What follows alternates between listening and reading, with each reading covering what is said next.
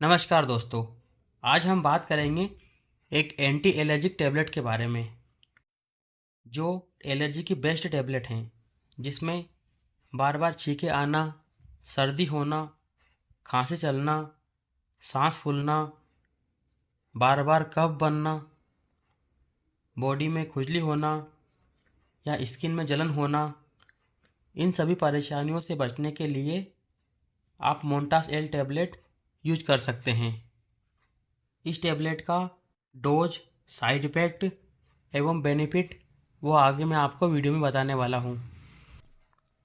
दोस्तों, मोंटास L tablet सबसे best anti allergic tablet हैं।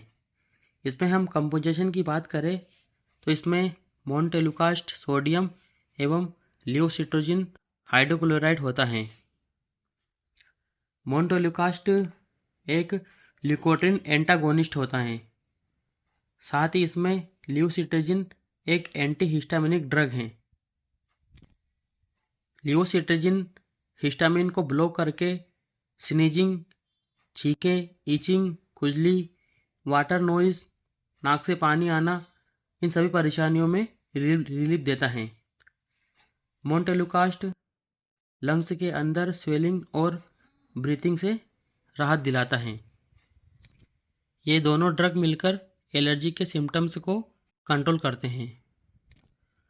अब इस टैबलेट में हम डोज की बात करें तो एडल्ट में एक टैबलेट रात के समय ले सकते हैं एवं बच्चों में इसका डोज अपने डॉक्टर की डिसाइड के अनुसार ही बच्चों को दें।